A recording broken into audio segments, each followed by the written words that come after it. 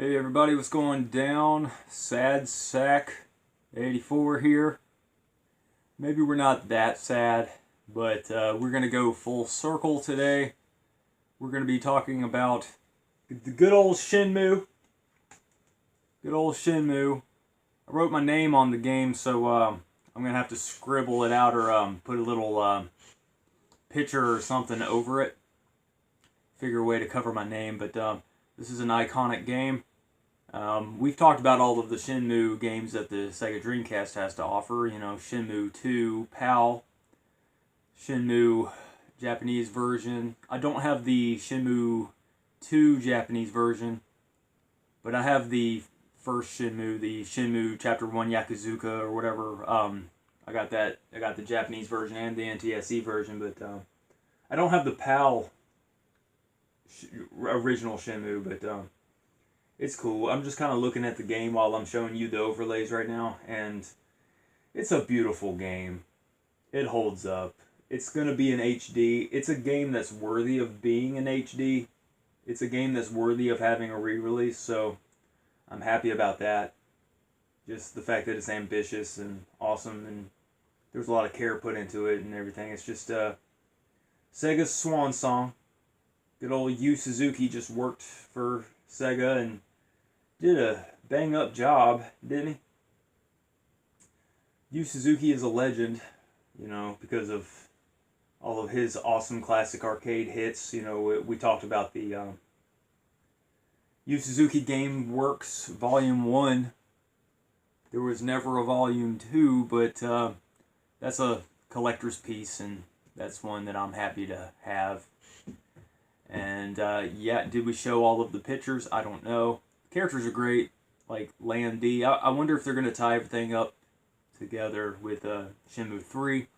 I hope they do, because I feel like I spent half of my life just in suspense. Maybe I spend the first half of my life in suspense and then the second half in suspenders. I don't really feel too terribly jovial, but yeah, I got this memory card. I got this on good old eBay. I got a 3D2 memory card here, and I believe I have a controller that's a 3D2 controller, so that'll match, I guess. And I got this this odd one. This is at Games Depot Accessories. Look at the look at that. Kind of looks like GameCube or something with the tile layout, right? And you can tell that there's little LEDs. I haven't plugged it in the controller yet, but that's not to say I can't just do that right now. Why not? Now, I love like third-party VMUs with the cap. That's pretty awesome. Let's just stick this jammy in there. Let's do it on camera and see what's up. Can you see? Is it not going to light up? I thought there was LEDs in there. No, it just looks like there could be. I don't know, but I mean, you know, some stick out farther than others. Like this VMU is going to be sitting flush. See? The official one sits flush. But, yeah, this one's very interesting and odd. And, you know, for collecting, like, third-party stuff, I think it's interesting to have third-party stuff in a collection. So, that's what's up. And, what I was talking about with one of my other intros, check it. I need to get a Phillips head screwdriver and get the batteries out. Now, this was like sealed. It's like new old stock or something. But yeah, I went ahead and you know, got it loose and got it out of the package just so I can get to the CR2032 batteries to take it out. So it's the rare yellow VMU. So I have one with the cap now, and this is one of the jewels of my collection. There's that Panther stick is another jewel of my collection. Kind of hard to come by. There's other things that are just like kind of impossible to come by. But yeah, this is just a really nice thing to own. So, you know, that's what's up. Now, over here I have a burnt copy of Samba De Amigo. We all know that I have all of the Samba De Amigo games, except for the PAL version ones, but I'm assuming they're identical. That's why I don't really collect for PAL. If I lived in PAL region, Gollum Cone, I would collect all for that region. But you said that the prices are extreme, so I don't know. I would just mix and match, I guess, if I was in PAL right now, because you know there's a lot of like Evil Twin. You don't want to pay too much money for that.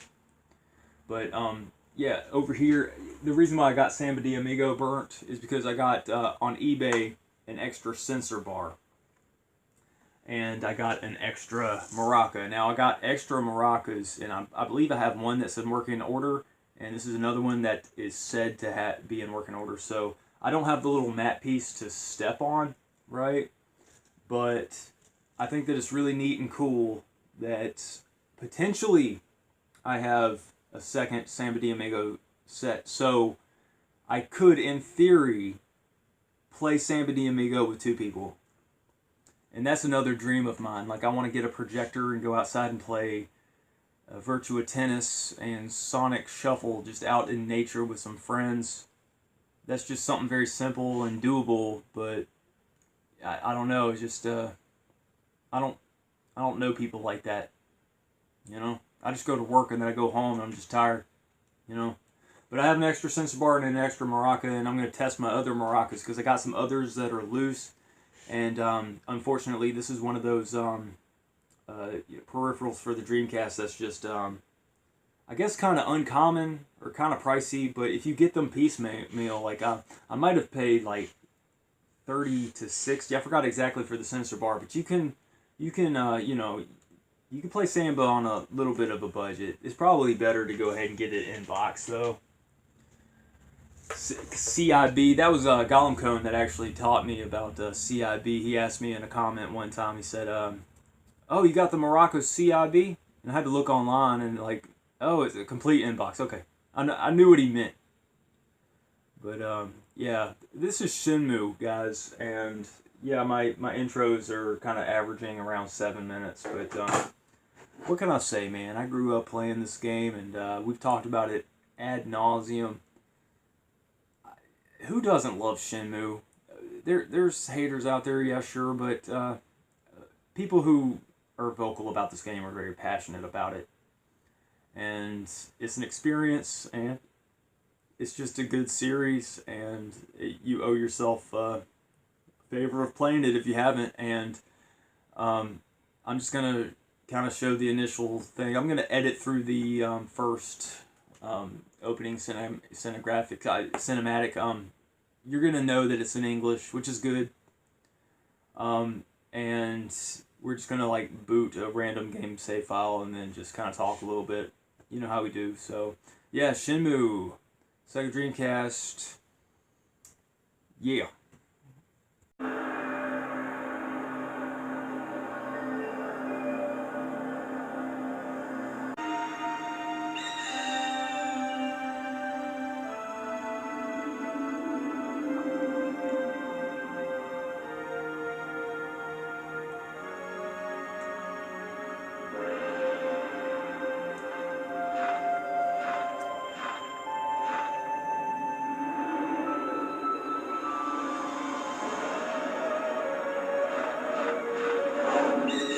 He shall appear from a far eastern land across the sea. A young man who has yet to know his potential. This potential is a power that could either destroy him or realize his will. His courage shall determine his fate. The path he must traverse, fraught with adversity, I await whilst praying. For this destiny predetermined since ancient times.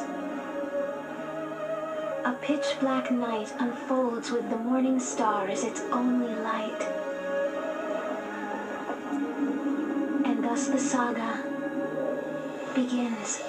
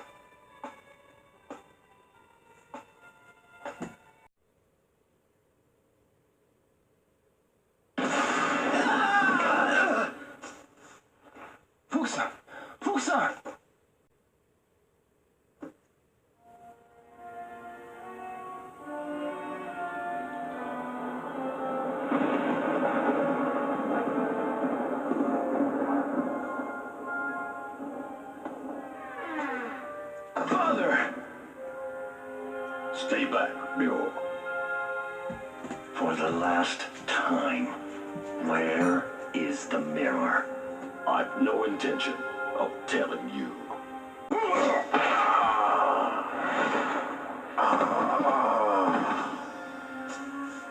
Father! Why?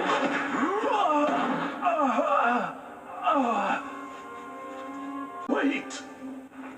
The mirror, it's buried under the cherry tree.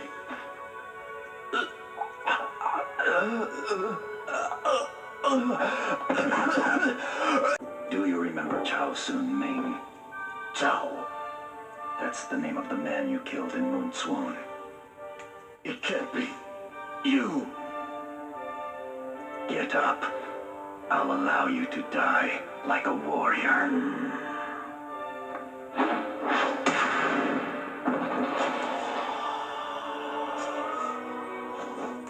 Father.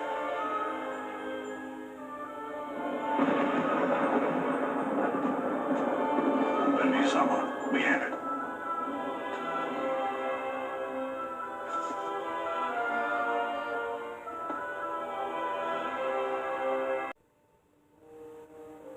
Keep friends, those you love, close to you.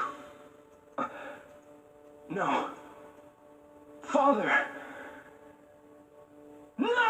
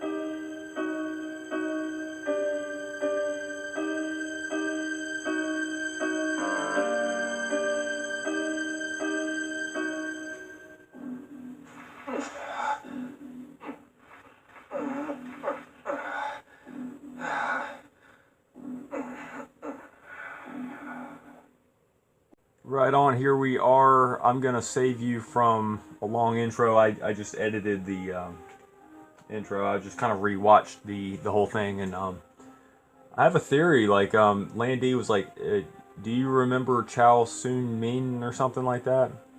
And then Rio's father was like, he's like you or something like that, or like it was some sort of revelation. So I'm thinking that that Chao Sun Min or whatever was Landy's father, or somebody close to him, and I'm guessing it's his father because he went back to get revenge. So he's gonna kill Rio's father, right? Or he knew that he had a son, so he was gonna kill him, so his son would have to suffer. But that doesn't explain the mirrors and all that. I mean, like there's something to the plot, the Phoenix Mirror and all that stuff. So. We've played this before. I feel like we've gone full circle already talking about Shenmue. I really don't feel the need to just kind of like run around and do stuff, but like I was crying and stuff with my first NTSC version review because Rio wears a bomber jacket. My own father he's gone. He died of pancreatic cancer. The slow growing kind. He had it for like over a decade, and my father wore bomber jackets and stuff, and I'm just thinking about how we honor the memory of our family and stuff kind of in our own little ways and stuff, and I was kind of choked up about that when I was playing, but I'm good right now. I'm not gonna cry on you, but yeah. Rio's mom is sweet. She gives him an allowance. She's like, get home safe. We love you. Good people. And people who come from good families, they kind of choke me up too, because it's just a little bit of humanity in the world where we need that kind of stuff. we've already explored the house in the Japanese version review, so I'm going to kind of try to explore some of the town. There were some of those capsule toys that you can get, you know. I forgot what the run button was. Why did those men come after my father? Oh, you gotta like figure something out. Fuxon knows something. Fuxon's a hilarious guy. I guess you can't run yet. Sorry, just kind of oh, it's the left trigger, by the way. But you absolutely have to talk to Fuxon first, so yeah. Fuxon! Dude, I don't know nothing. Yo, son, is everything okay? Don't worry, I'm fine. They killed my father, right in front of me. I will have my revenge. I need to do this for my father.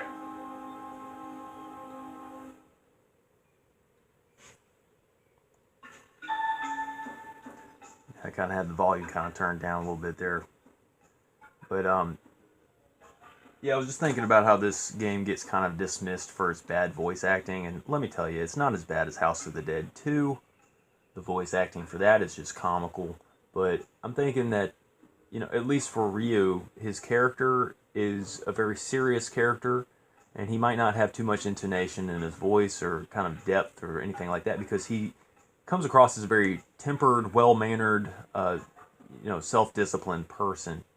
He came from a good family, so you would have to assume that, you know, some of that is like just how he approaches his problems. He approaches his problems with very mature execution. He's just a good guy, and you know, and we could all stand to be a little bit more like Ryo Hazuki. Am I right? I always kind of stop and look at the fish whenever I'm in the family yard. You know, very peaceful.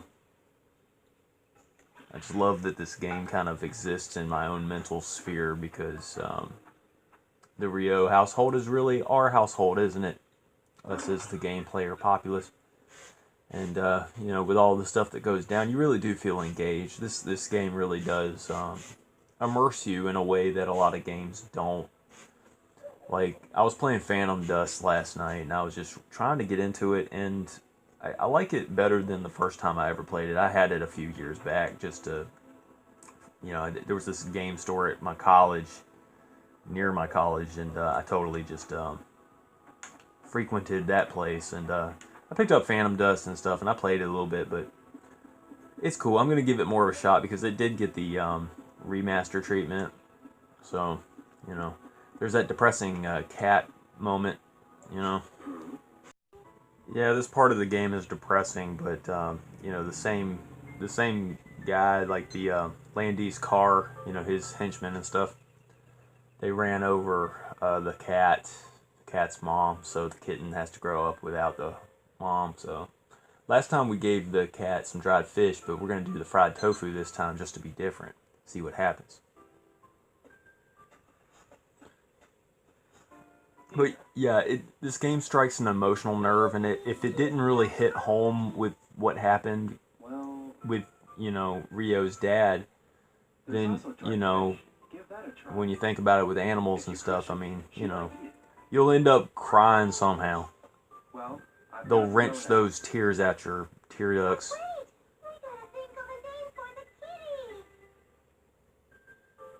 Oh, well, when I think of a good one, I'll let you know. Yeah. We're not ready for a cat's name right now. Bye-bye.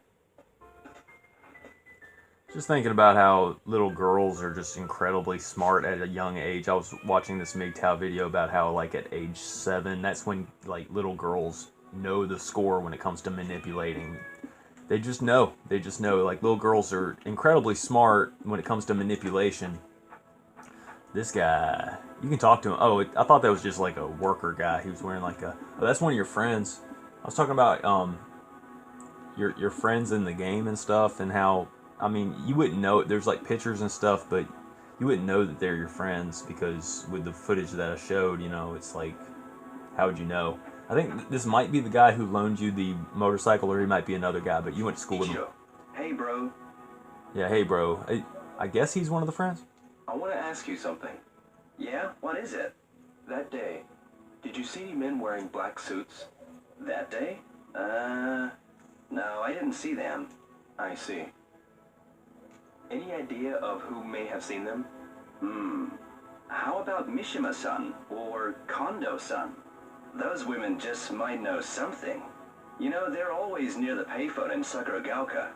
Standing there chatting and gossiping all day.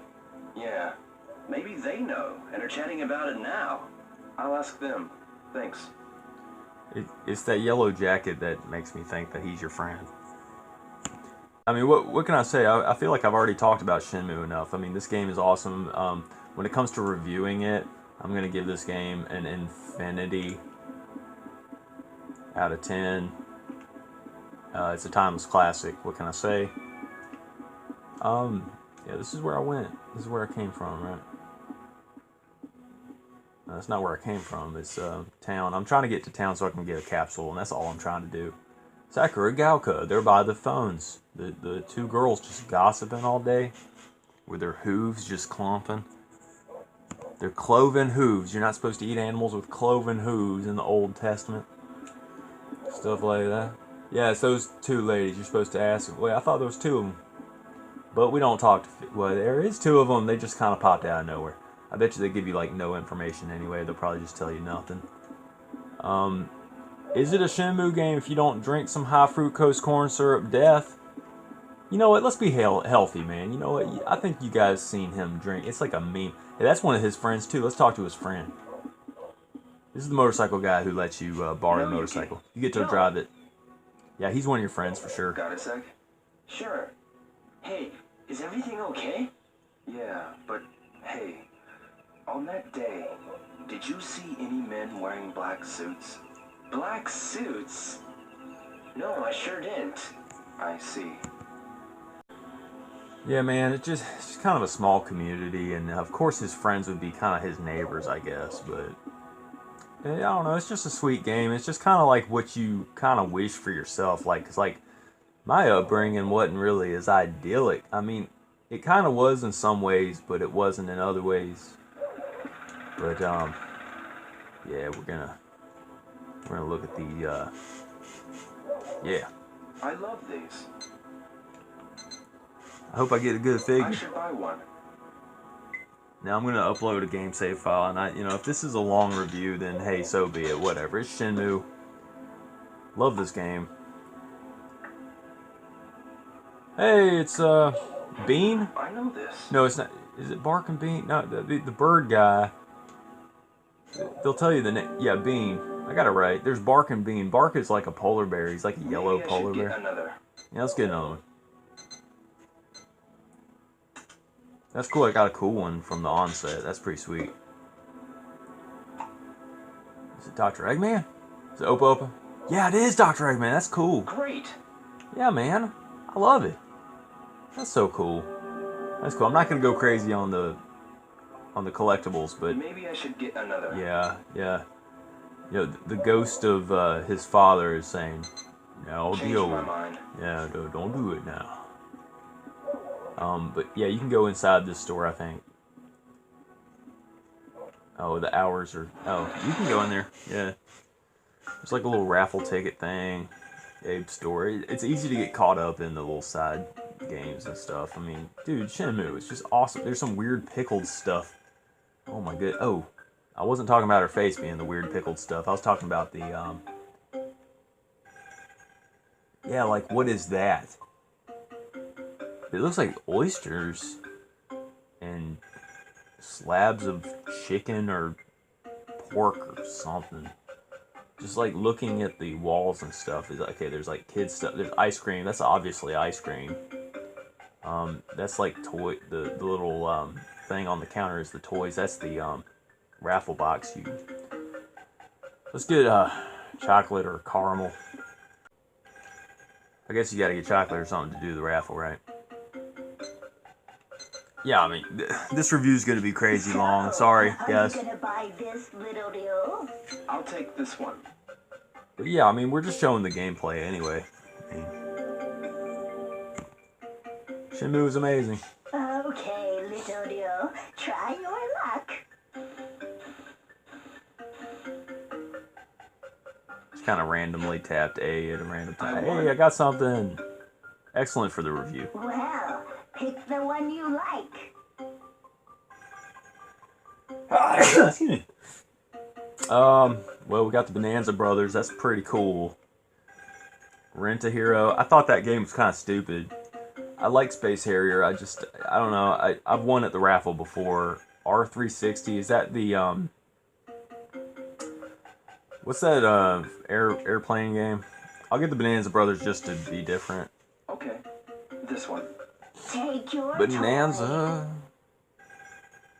The Bonanza Brothers. One of the most packed-in games. Those Sega pack-in games. Let's see. Alright, let's look at our collection here.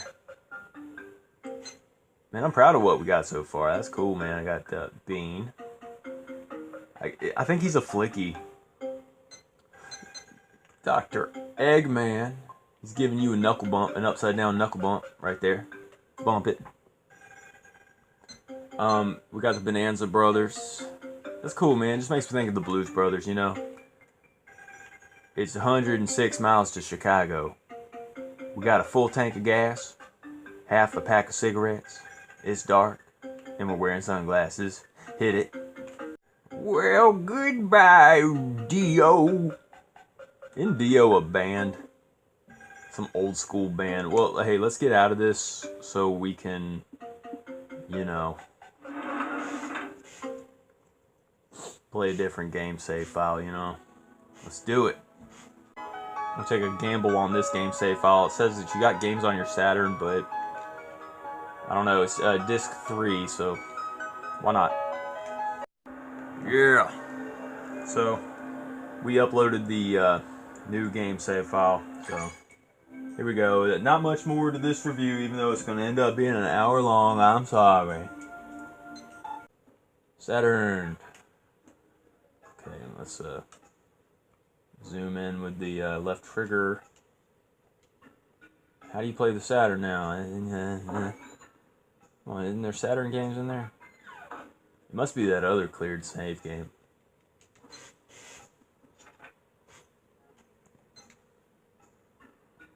You have to put it in the game, but I don't know if you guys remember, but yeah, those two guys, I think that the main guy in the center, front, he was the guy you were talking to with the motorcycle, and the guy with the jacket, that's the guy that was talking to that girl kind of across the street from you. And, of course, that's Nozomi, the cardigan sweater. She liked that song from the Cardigans, Say That You Love Me. Remember that song? That was a good song. Yeah. Hey, let's put, Space Harrier. I love Hang On. Hey, we're able to play the game. It's so awesome. I love it.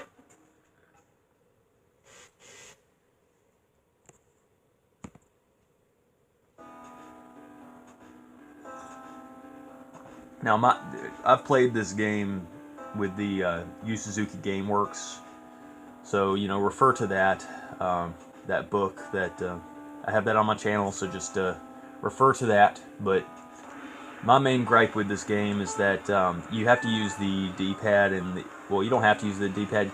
I believe you can use the analog stick, yeah, but there's something to do with just how the controls are not absolutely perfect. I think it's meant to be played with like a controller that's not as crappy, because the range of movement is just kind of choppy, so it's just easy to see what I'm saying. Like I can't just like fine-tune the controls, but that's not to say this game is not addictive. Like you can kind of like hold the analog stick kind of in place, but it's just there's not a lot of range of motion. It's kind of hard to explain, but the controls are not perfect. Let's just put that. I mean, the gas and the acceleration and the brake and stuff, that works just fine. It's just that the analog stick for controlling is just not fine-tuned. It's just, But this is like the... I just remember playing this in, like this Italian restaurant kind of in my hometown. I remember back in my hometown I used to play some of this game, and this is a good... This makes me think of eating Italian food. It's just awesome. Yeah. Yeah, you're able to play Space Harrier as well on this game save, but yeah. You have the option to train. You can like train before bed. That's probably what like OG masters do. They just like, you know, they train as much as they can throughout the day and stuff. I need to go to the gym today is what I need to do.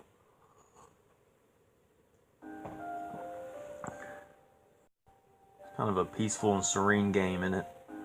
It kind of makes me think of the Hudsucker Proxy. I don't know if you guys ever seen that movie. It's one of my favorite Tim Robbins films. I just remember one day it was like really snowy outside, and I just wasn't feeling that great, and I just kind of was like watching the Hudsucker Proxy, and it was a really good movie. It was kind of a snowy movie. I think it's just an underrated 90s film. I think it was like 1993 or 94 when Shawshank Redemption came out, but like Shawshank Redemption, Hudsucker Proxy was like, I don't know if it was before or after Shawshank Redemption, but we all love Shawshank Redemption, don't we?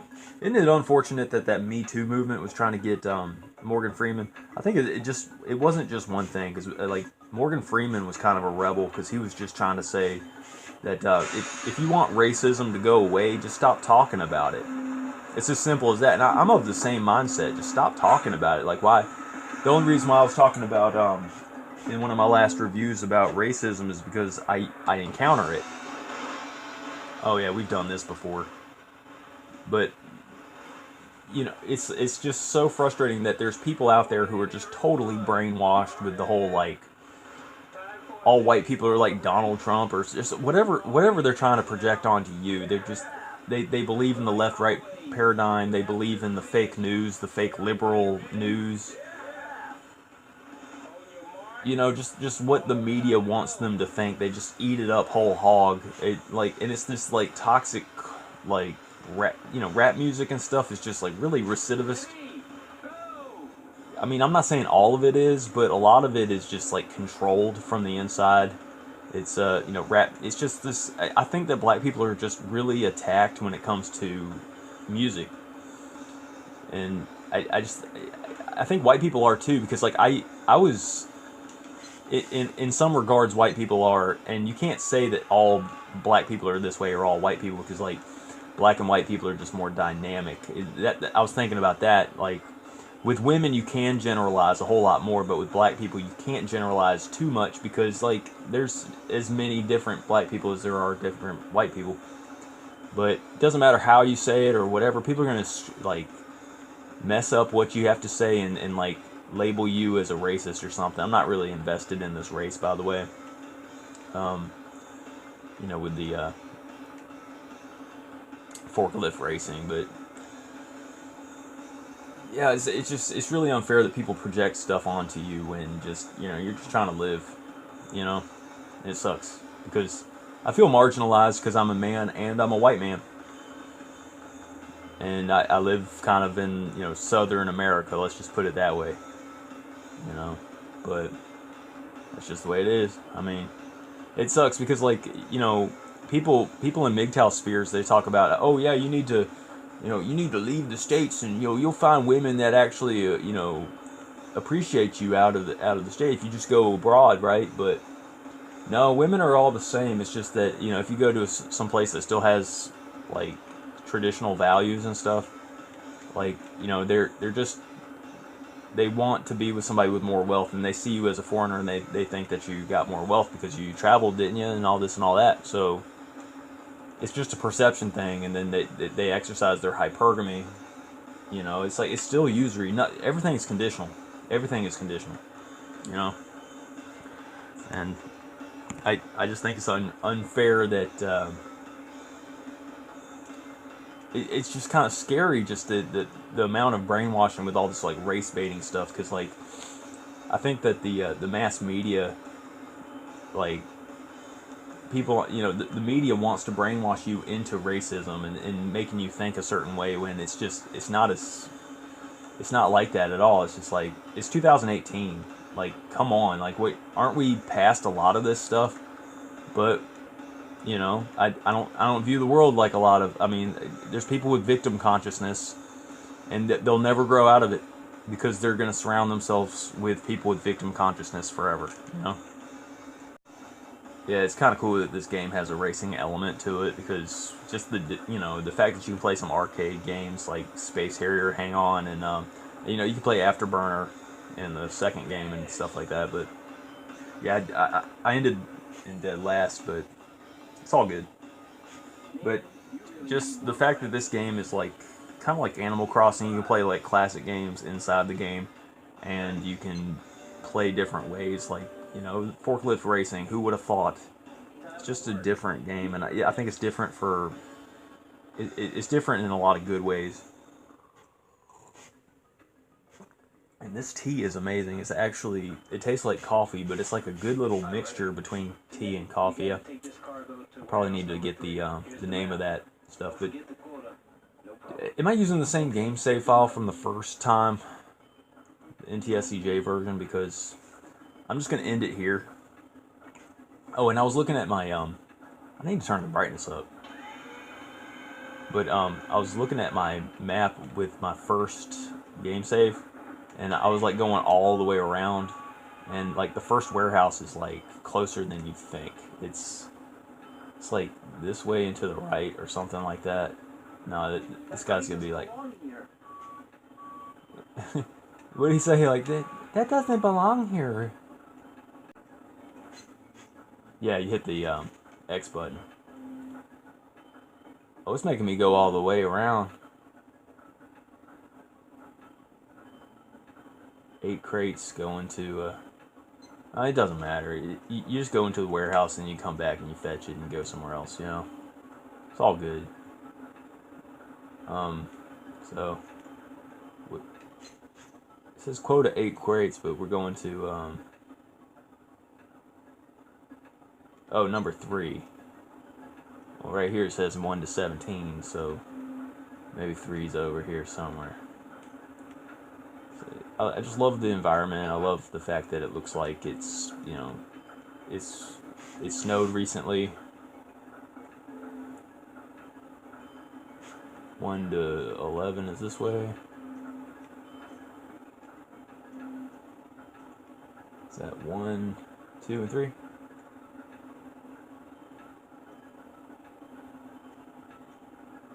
Now 3's right here. Well, at least we found the right place, right?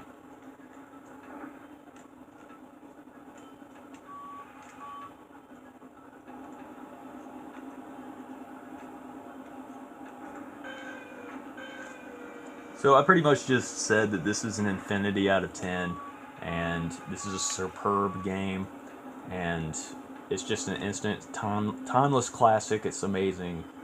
You owe yourself a favor to play Shenmue on the Sega Dreamcast, or Shenmue on the PS4 very soon, whenever they're going to decide to release that. That's going to be an automatic buy for me, and yeah, so I pretty much had this sense of completion where, you know, I thought that, you know, I was pretty much done talking about these Shenmue games, but I'm going in alphabetical order and everything with my NTSC games, and this is the last time I'm going to be talking about Shenmue.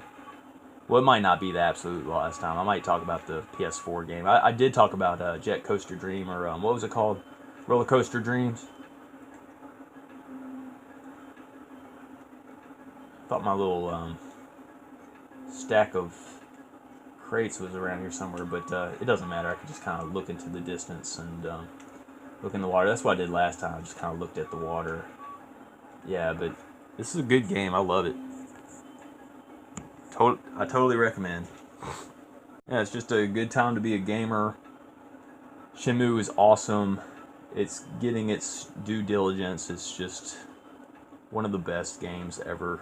It's just got so much care and love put into it, and I really do hope that they wrap up the story, because I really just want to know what happened to Rio and what happened to Landy.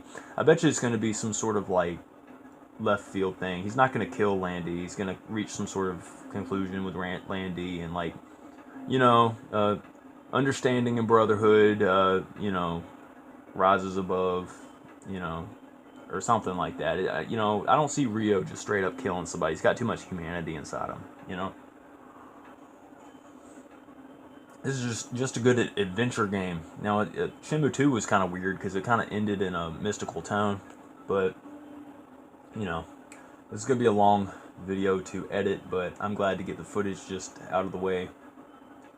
And, yeah, Infinity out of 10, right? Totally recommend. It's just a timeless classic, like I'm saying. It just, it's kind of like a meditative thing to look at the water. It's just, you know, it's cool to look at.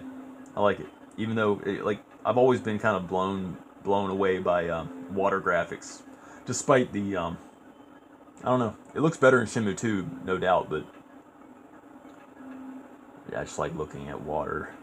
But yeah, I've said enough about this game. This game's awesome. Just go out and get it. Get it for PS4 whenever it comes out. Just ignore that Xbox One. I'm kidding. If you have an Xbox One, enjoy it, right? Thanks for watching, guys.